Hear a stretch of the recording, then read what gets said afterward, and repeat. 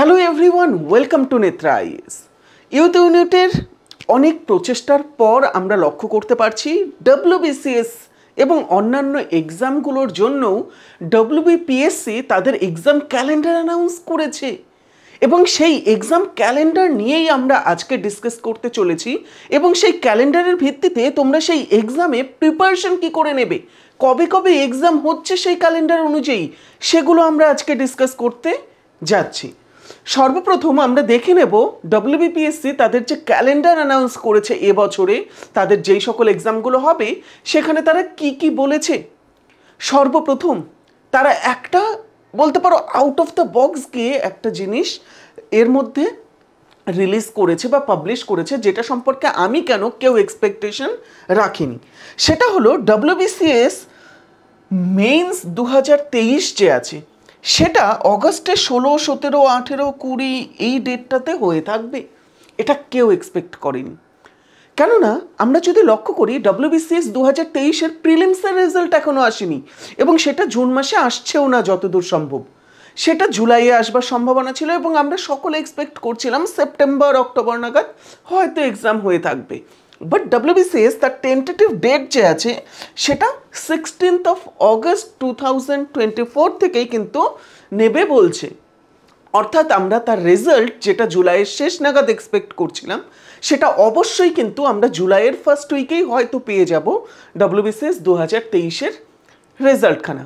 একই রকমভাবে আমরা ডব্লিউবিসিএস 2022-এর মেন্সের রেজাল্টও হয়তো এর মধ্যেই পেয়ে যাব। এর সাথে তোমরা অনেকেই আছো যারা মিসলেনিয়াসে যে বলতে পারো ফর্ম ফিল আপ হয়েছিল সেটার জন্য অ্যাপ্লাই করেছিলে, সেটার এক্সামেরও একটা টেন্টেটিভ ডেট কিন্তু 15th of September 2024 ডব্লিউবিপিএসসি বলে দিয়েছে। এর সাথে ইউপিএসসির মেন্সের এক্সামের ডেটটাও এখানে মেনশন করেছে, যদিও এর সাথে তাদের কোনো সম্পর্কই নেই। এর সাথে অডিট এবং অ্যাকাউন্ট সার্ভিসের ক্ষেত্রে তোমরা অনেকে অ্যাপ্লাই করেছো, আমাদের কয়েকজন স্টুডেন্টও আছে যারা অডিট এবং অ্যাকাউন্ট সার্ভিসে অ্যাপ্লাই করেছো। তাদের জন্য জাস্ট বলে রাখি এটা 27 তারিখে এক্সাম হয়ে থাকবে অক্টোবর মাসের। বাট যেটা তোমাদের জন্য যারা এখনও ডব্লিউবিসিএস-এর প্রিপারেশন জাস্ট শুরু করলে বা এখনও ডব্লিউবিসিএস যে আছে সেই এক্সামে বসনি কখনো, 2024-এ প্রথম বসতে চাচ্ছ বা 2023-এর এক্সাম ভালো হয়নি তাই 2024-এ প্রথম অ্যাপেয়ার হবে বা নেক্সট বার অ্যাপেয়ার হবে এবং এটাকে ভালো মতো দিতে চাচ্ছ, তাদের জন্য আমি বলে রাখি ডব্লিউবিসিএস-এর প্রিলিমস যে আছে 2024-এর সেটার একটা টেন্টেটিভ ডেট কিন্তু ডিসেম্বরে রাখা হয়েছে। আমি তোমাদের মধ্যে অনেকে এরকম আছো যাদেরকে বলেছিলাম ডিসেম্বর বা জানুয়ারি নাগাদ এই এক্সামটা হতে পারে, যেটার একটা প্রবল সম্ভাবনা ছিল এবং ডব্লিউবিপিএসসি এটাকে এবছরই নিয়ে এসে খুব ভালো কাজ করেছে। কারণ আমরা 2020-তে যদি লক্ষ্য করি 2020 ডব্লিউবিসিএস যে আছে সেটা কিন্তু জানুয়ারির 27-28 তারিখে মোস্ট প্রবাবলি হয়েছিল। অর্থাৎ যেই এক্সাম বছরের শুরুতে হতো সেটা নেক্সট বছর চলে গেলে সেটা খুবই দৃষ্টিকটু লাগতো। তাই যে বছরের এক্সাম সে বছর অ্যাটলিস্ট প্রিলিমসটা যদি হয়ে থাকে সেটা অ্যাটলিস্ট মুখ লুকোনোর কিছুটা জায়গা দেবে ডব্লিউবিপিএসসিকে। তো এবার সেটা বাদেও আমরা ক্লার্কশিপ যে কদিন আগে ফর্ম ফিল আপ হলো সেই ক্লার্কশিপের এক্সামে যদি তোমরা ফর্ম ফিল আপ করে থাকো সেটার এক্সামের ডেটও কিন্তু টেন্টেটিভ যে ডেট আছে সম্ভাব্য যে ডেট আছে 16 এবং 17 নভেম্বর হতে চলেছে। অর্থাৎ তোমাদের এক্সাম কিন্তু আগামী 6 মাসের মধ্যে ডব্লিউবিপিএসসি অধীনে প্রায় 4টে আসছে, যদি 2023-এর প্রিলিমস তোমরা যারা কোয়ালিফাই করবে, এবং যারা নতুনভাবে দিচ্ছ 3টে মিসলেনিয়াস, ক্লারিক্যাল এবং আমাদের ডব্লিউবিসিএস যে আছে সেটার প্রিলিমস। আজকের এই সেশন যে আছে এটার মূল আলোচ্য বিষয় হলো ডব্লিউবিসিএস যে আছে সেটার প্রিলিমস, যেটা 15th of December নাগাদ হচ্ছে।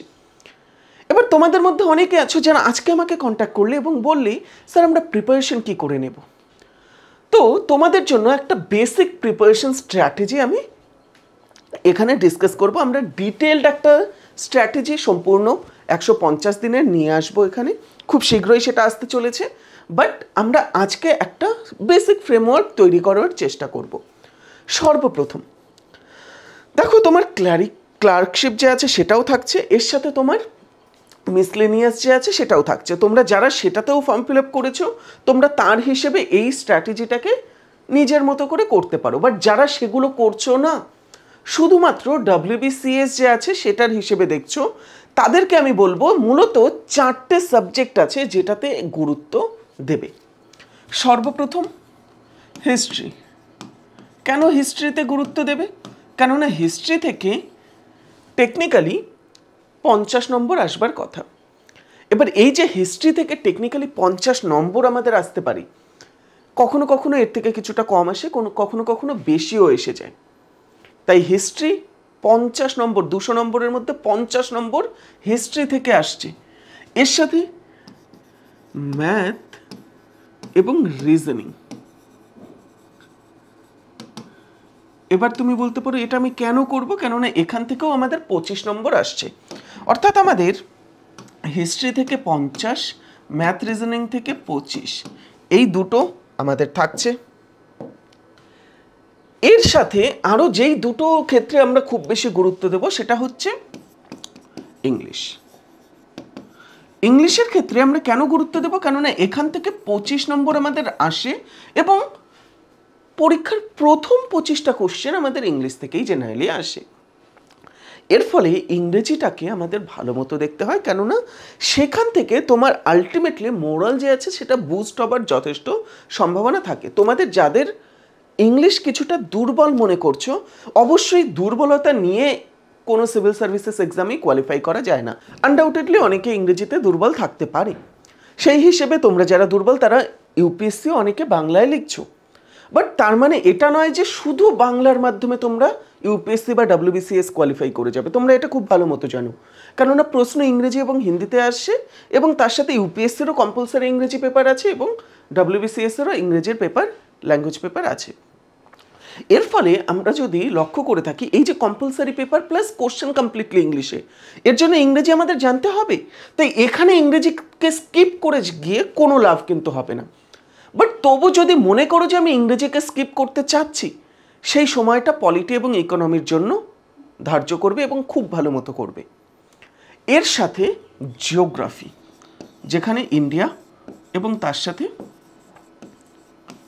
ওয়েস্ট বেঙ্গল, এখান থেকে 25 নম্বর থাকছে এবং এই সব কিছু মিলিয়ে আমাদের 125 টোটাল মার্কস থাকছে এবং এই 125কে খুব ভালো মতো আমাদের তৈরি করতে হবে, যাতে এখান থেকে আমরা কিন্তু অ্যাটলিস্ট 80% স্কোর করতে পারি। অর্থাৎ এখান থেকে আমরা যাতে 100 স্কোর করতে পারি। এবার দেখো এখান থেকে তোমাকে কিন্তু 100 স্কোর করতে হবেই।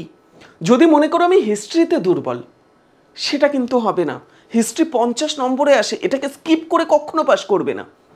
তাই দুর্বল থাকলে সেটাকে স্ট্রং করো এবং তার সাথে বাকি প্রত্যেকটা সাবজেক্ট, সায়েন্স বলো, কারেন্ট অ্যাফেয়ার্স বলো, এনভায়রনমেন্ট বলো, পলিটি বলো, ইকোনমি বলো, প্রত্যেকটা সাবজেক্টকে কিন্তু তৈরি করতে হবে। বাট কোর যে আছে তোমার কোয়ালিফিকেশনের, সেই 100 নম্বর এখান থেকে আনতে হবে এবং বাকি 75 থেকে তুমি যদি 40 নম্বর আনতে পারো, সেটা কিন্তু মোর দেন সাফিসিয়েন্ট হবে কোয়ালিফাই করবার জন্য। তাই তোমরা স্ট্র্যাটেজি কিন্তু মোরাললেস এটাকে একটা রাখতে পারো। এরপর আমরা এটার একটা ডিটেলস স্ট্র্যাটেজি নিয়ে আসবো, সেটা তোমরা অবশ্যই এই চ্যানেলে দেখতে পাবে। ইনকেস তোমাদের মধ্যে কেউ যদি 2025 হিসেবে প্রিপেয়ার হতে চাচ্ছ, কিংবা এখন WBCS এর কোনো কোর্সে যুক্ত হতে চাচ্ছ, যেটা কিনা 2024 ডিসেম্বরের আগে তোমাদের একটা বড় পোর্শন কমপ্লিট করে দেবে এবং কমপ্লিটলি এই সিলেবাস যে আছে সেটা কমপ্লিট হয়ে যাবে তোমাদের 2025 মে নাগাদ, তাহলে পরে তোমরা কিন্তু আমাদের এই কোর্সটাতে জয়েন হতে পারো। যেই কোর্সে বর্তমানে 50% অফ হিসেবে স্পেশাল কিন্তু একটা ডিসকাউন্ট কুপন পাবে, যার মাধ্যমে সম্পূর্ণ কোর্সটা 3999 পেয়ে যাবে।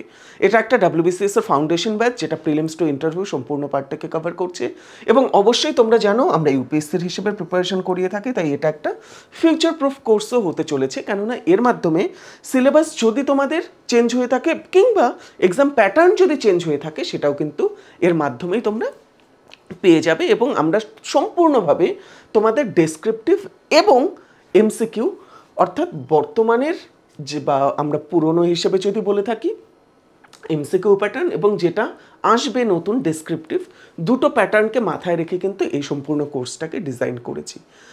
যদি তোমরা এই কোর্সে জয়েন হতে চাও, তোমরা আমাদের অ্যাপ ডাউনলোড করে নিতে পারো। আমাদের অ্যাপের লিঙ্ক ডেসক্রিপশন সেকশনে আছে এই ভিডিওর, অথবা তোমরা সরাসরি প্লে স্টোরে গিয়ে নেত্রা IAS লিখে সার্চ করবে, আমাদের অ্যাপ পেয়ে যাবে। Thank you, have a good day head. আশা করছি তোমাদের সেশনটা ভালো লেগেছে।